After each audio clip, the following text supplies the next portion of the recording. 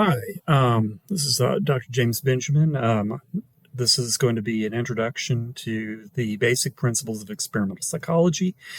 First question, is psychology a science? To me, the answer is yes.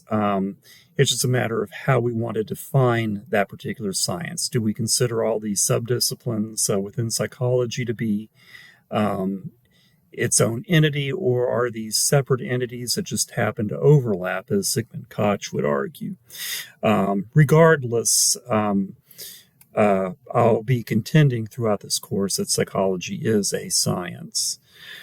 And, our origins are kind of twofold. Part of our origins are in philosophy, to which we owe a huge debt, namely the rules of formal logic, developed by Aristotle and others, and refined over the years since then. A lot of our understanding of causality, we owe a huge debt to people like David Hume and John Stuart Mill, which we can go into a little bit later. From STEM, we gain much of our methodology, especially from the biological and the physical sciences. Okay, so makes for a pretty nice combination here. So a lot of our ideas about human cognition we get from philosophy. A lot of the methods for measuring things like human cognition and behavior we get from the physical and biological sciences. All right. So what is science? Okay, there's a lot of ways of defining it. Conant, I thought, had a really nice definition, which is to define science as an interconnected series of concepts and conceptual schemes that have developed as a result of experimentation and observation and are fruitful for further observation. Boy, that is a mouthful. Okay, but the idea is we can think of conceptual schemes as theories. Okay, so that simplifies life a little bit. So these conceptual schemes or theories, these are tentative explanations of how some facet of our world works. We'll note that theories only last so long and eventually get replaced by new theories that are hopefully better than the previous ones. All right. Some things to know about scientists is that we make some assumptions. Okay, one of the big assumptions that we make is that all events are lawful. Okay, we also assume that all events have causes.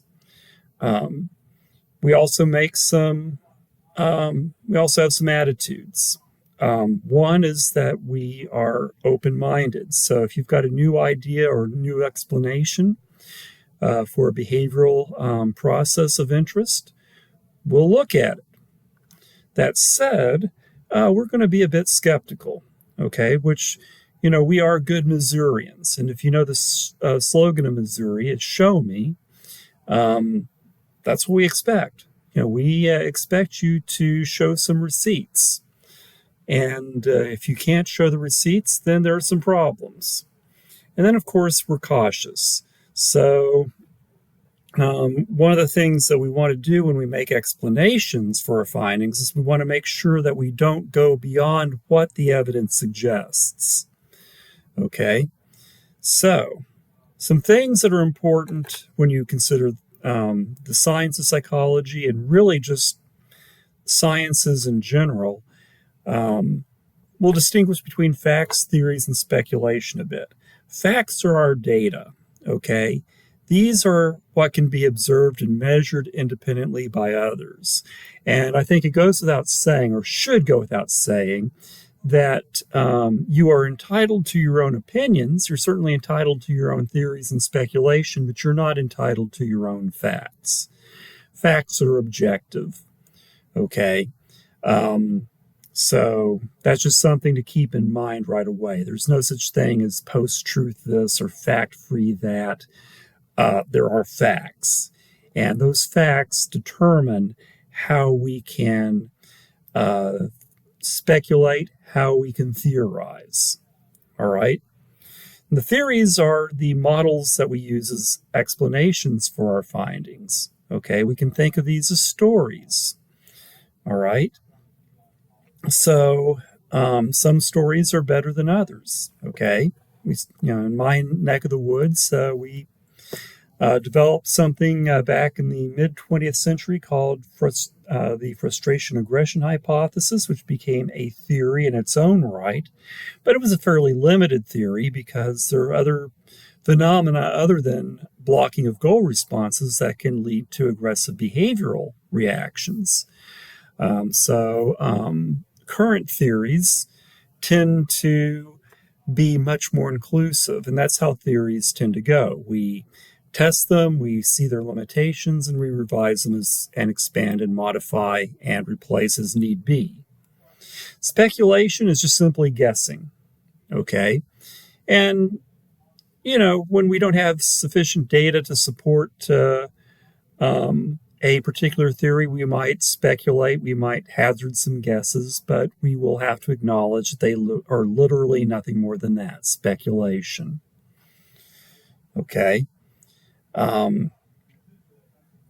So scientific method, the basic core principles, scientific observations are based upon sensory experiences. Those may be augmented by technological advances, but at their core, we are observing something that can be experienced in some way. These sensory observations are organized logically into a structure of knowledge that we'll call theories. Beyond that, we can say a few things about what we do in the sciences. We formulate hypotheses, okay? We then use those hypotheses as a basis to design a study. Then we collect data based on the design that we have created, and then we analyze and explain our data. Okay? So that's kind of how that goes. Now let's spend a little bit of time on causality. All right? Because one of the things that we have to realize, David Hume gave us a challenge that we're still dealing with to this day, namely that just because we see two events co-occur does not mean that one is causally related to the other. So, we could say that, ice cream sales and murder rate tend to go up, but to say that there's a causal link between those two is pretty lazy thinking. So, according to Hume, the way we infer causality is to think about contiguity. Do the cause and effect occur together close in time? Is there temporal precedent of the cause? Does the cause always come before the effect? Is there constant conjunction? Is the effect always followed by the cause? Those are things that can allow us to better infer causality. Okay. One thing that Hume did say is that causes cannot be demonstrated directly. We indirectly infer them once these conditions are met. John Stuart Mill would kind of extend Hume's analysis a bit here. Okay. And so there's, the method of agreement and method of difference. Is the effect present when the cause is? Is the effect absent when the cause is absent? And then, of course, there is the method of concomitant variation, which means that when both conditions are observed, agreement and difference, we can make some strong causal interpretations. Okay. Mill is strongly hinting here at the importance of using control groups in experimental settings in order to settle causality. Okay. One of the books that I used to use, it's been out of print for a while, offered a set of principles for what we can do as experimentalists. What we do as experimentalists. One is we assume a certain amount of order. So events in life are not random. They occur in some sort of systematic order. We just need to figure out how to measure. We assume that every event has a cause, so we are determinists. All right. We're also empiricists. We rely on observation and experimentation first and foremost. We rely on measurements. Okay, those are big things for us. And note that just because we empirically gather data does not necessarily mean it's valid, but that all depends upon the quality of our measures, which is another can of worms we can go into later. But if we at least are doing our job reasonably well, then we can say that most of the time when we empirically gather data, most of the time it'll be valid. We're also big fans of parsimony. So Occam's razor is a big deal to us, okay? And William of Ockham is one of my intellectual heroes. And his basic approach is that all other things being equal, the simplest explanation is the best. Okay, sometimes I end up calling this the KISS principle. Keep it simple, and we let it go at that. I've gone into the psychological experiment in other contexts. I won't spend a lot of time on this. You've got the notes, you can read it. But, beyond the independent variable that we manipulate and the dependent variable that we measure, there's some things that we need to keep in mind with experiments. Planning is critical, okay? Researchers often run into problems due to lousy planning. So that's something to be thinking about. So novice researchers can run into planning difficulties just because of lack of experience and expertise, and that's pretty normal. You can't just roll out of bed and come up with an experiment right off the fly. But even seasoned researchers can be prone to poor research planning, and we've seen it, okay? The Stanford prison experiment, I think, is a case study in poor planning, all right? But some things that are good for planning, and these are things that we did when you did your prospectuses, is we have 3 elements that we use in creating a plan. 1, we state the objectives of our study. We then, in an experimental context, state what the experimental treatments are going to be. And then any other details that are important for the study in terms of its design, how it's going to be implemented, how data are going to be analyzed, all of that.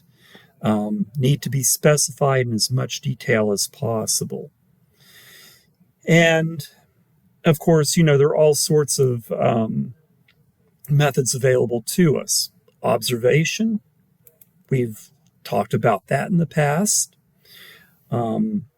So, these typically are things where we might observe the frequency of a behavior over a period of time, duration over a period of time, where we may divide time into intervals and record instances of specified behavior within that interval.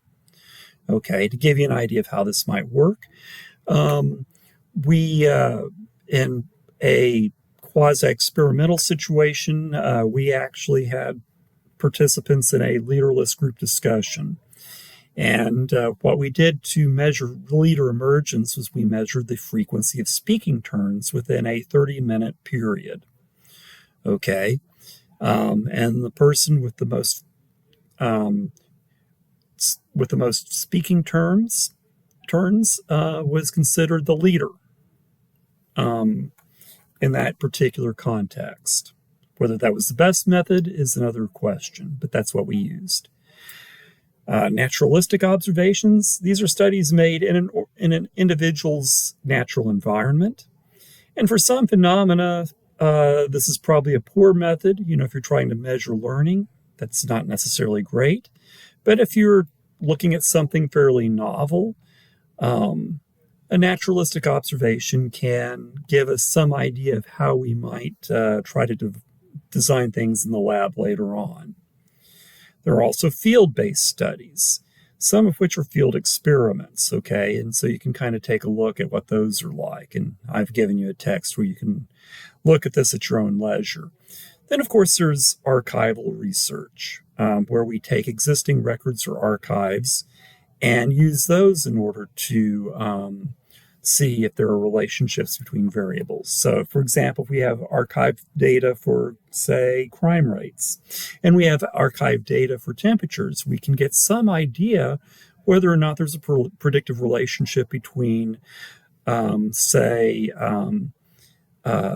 changes in temperature and changes in crime rate. Okay. So that can give us some idea of whether there's a link between heat and aggression. Correlational research, what most of you are doing, and most of which is survey research, is where we have multiple variables we're interested in examining the relationship between. We create some questionnaires or use some questionnaires that individuals answer, and those enable us to then gain some idea of how strongly related variables are, whether that relationship is positive or negative. And we can even start to get some idea of some predictive relationships. Of course, we do have to worry about some disadvantages with the correlational method in survey research especially. Sampling errors are always a concern of ours with any of this kind of work. Questions that are poorly phrased can be a problem. And so I've often talked about avoiding double and triple barreled questions, or questions that are worded at a level that make them difficult for individuals to read, things like that, or maybe biased questions. And of course, and again, participants also show response bias. Okay, some people are yay-sayers or naysayers, and that can create some problems. And some other things I'll mention while I'm thinking about it. Karl Popper, another intellectual hero here. Popper was one of the individuals who really pushed the concept of falsification. Okay? And the basic rule is this, that the data fit the hypothesis swell. We can provisionally accept the hypothesis as true as long as there's no other known explanation that could also fit the data. We don't prove hypotheses. This is the important thing. Okay? We can, however, falsify hypotheses if the data fail to fit. Okay, and by extension, we can start to question the theory upon which the hypothesis was derived. Okay, so that's the idea behind Popper's work. In principle, any failure to support a hypothesis falsifies it. In practice, it's a little more complicated. Part of it is this. Researchers can mess up and have messed up the designs of their own experimental or non-experimental studies. That means that just because they fail to find something doesn't necessarily mean that there is nothing to be found. It just simply means they screwed up. So design can be poorly done, or you can have a good design, but if you have investigators who are not paying attention to what they're doing, or who have been poorly or inadequately trained, you may also end up with what looks on the surface like a falsification that really isn't. And then, of course, there can be some data analytic flaws. So, if you have a low-powered study, you may not gain some statistical significance, and hence you might falsely conclude that the hypothesis has been falsified. So that can happen as well. Okay, reductionism. This comes from the French materialists and the positivists, which is that we ultimately explain our phenomena at the most basic level possible. Okay, so that's something that we will certainly want to revisit at some point. Replication, I'd like to revisit. Okay, The idea is that we want to be able to repeat a basic study and see if we get relatively similar results. The more replications ideally mean that we have more confidence in our conclusions. Okay, so that's something to be aware of. And those replications can be direct replications or they can be conceptual replications. I think this is a concept we need to revisit in more detail. Okay. The other thing, too, is we want to be aware of something called pseudoscience. Okay, so just because something looks like it's science on the surface and maybe uses scientific sounding terminology does not necessarily mean it's really science. The big tell is if there is no possibility for falsifying the pseudoscientific theory. To give you an idea of how this might work, are you familiar with something called race science, sometimes called eugenics? Okay, in fact, eugenics was the term that would have been used up through about the mid-20th century. The Nazis pretty well made it difficult to advocate for eugenics. But eugenics has a long and ugly history that goes back to the late 19th century in the U.S. and United Kingdom. And basically, the idea is that individuals vary in terms of their intelligence, among other qualities, based on their race or ethnicity, and some races are superior to others. Okay, some ethnicities are superior to others. And so the thing that you find is that these eugenicists or race scientists would bend their explanations of findings to fit the theory so that you can never really falsify the theory. And to give you one idea, some eugenicists back in roughly the turn of the 20th century, right around the end of the 19th century, ran a reaction time test between some black individuals and some white individuals. And the researchers here contended that faster reaction time would be an indication of better thought. Well, that's not what they got. The way they wanted it to, the black participants reacted faster. So the researchers bent their explanation to fit the theory and simply decided that, well, faster reaction time must mean that these individuals weren't really thinking or capable of thinking carefully about the stimuli, and so they just simply reacted really quickly to them. We'll just ignore the fact that they were also really accurate too, but that is how a pseudoscience works. That is not how you want to do science. And it is, by the way, worthwhile to note that what is being called race science has come back in a big way, unfortunately, this past decade. And we have our own politicians coming up. So, who are advocating for race science and wanting our votes, which is concerning. So, but it's not science. It's not real, okay? The same thing can be said about paranormal phenomena and so on and so forth. All right, finally, I'll close with a little something. There are several practices that I consider to be good research practices. Okay, one is enthusiasm.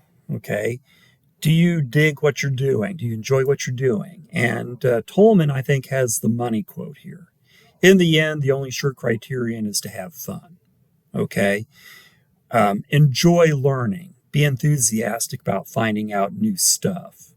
Open-mindedness. We have to be willing to try out new ideas and methods. That's critical. Common sense. Your answers are likely to be found in the most likely places, not the most convenient places. A lot of times, if something just makes good intuitive sense to you. It just seems like it has to be true. A lot of times it is. That's not always the case, but a lot of times it is. As a scientist, you also need to be able to do some role taking. Can you place yourself in the perspective of a potential reader or listener? Okay, can you put yourself in your audience's shoes? If you can do that, that'll help you explain your work. Okay, so that's a big deal. Inventiveness or creativity is another way of putting it. Can you formulate new hypotheses? Can you find creative ways to test those hypotheses? All right. If an experimental approach won't work, can you find a non-experimental approach that will at least get you close to what you want to find out? That's what we mean by creativity. Confidence in your judgment. Life's messy, and in our science, it's often unclear what the next really cool thing will be. I always just tell folks, follow your muse. If there's an area that's interesting to you, even if it's not fashionable at the moment, even if it's not a shiny object to people, but you're discovering things that are interesting, that are based in reality and could actually be useful, stick with it. Don't worry about following the latest fad, because fads come and go. All right? But your work will. I mean, I've done work in authoritarianism for a long time, and authoritarianism research sometimes gets really popular. We're in a period right now where authoritarianism is a hot topic for very, very obvious reasons globally. And but it'll go out of fashion eventually. It always does. And that's okay. I'll keep doing it anyways. Consistency and being detail-oriented, that's crucial as well. Scientific work is careful, painstaking work. Okay? You cannot afford to be sloppy. I have seen sloppy, and it's not pretty. That's a good way to end up with work being retracted. The ability to communicate is also crucial to the sciences. Okay, so this is something that I've talked about for a long time. There's a line from a Kurt Vonnegut novel that I love, Cat's Cradle, where one of the characters says, "Any scientist who cannot explain his work to a 9-year-old is a charlatan." And while I think that is going a bit overboard, the basic principle is sound. That you want to be able to communicate your findings as clearly as you possibly can. Especially if your goal is, as I think our goal should be, to give away psychology in the public interest. Okay? So, think about who is going to be looking at your work or reading your work or listening to your work. These are going to be people who are non-scientists. They're not going to know the things that you know. So you've got to explain your work at their level, okay?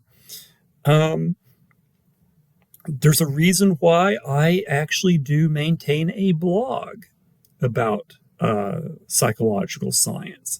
And it forces me to write in a way that is intended not for scientific specialists, but for the general public. I used to do the same thing with Twitter. These days, I do the same thing with Mastodon and with Blue Sky. But that is the main principle, is to be able to communicate your findings clearly and simply. And finally, honesty is got to be your policy. Okay? Avoid fraud. Just don't go there. Don't cook the books.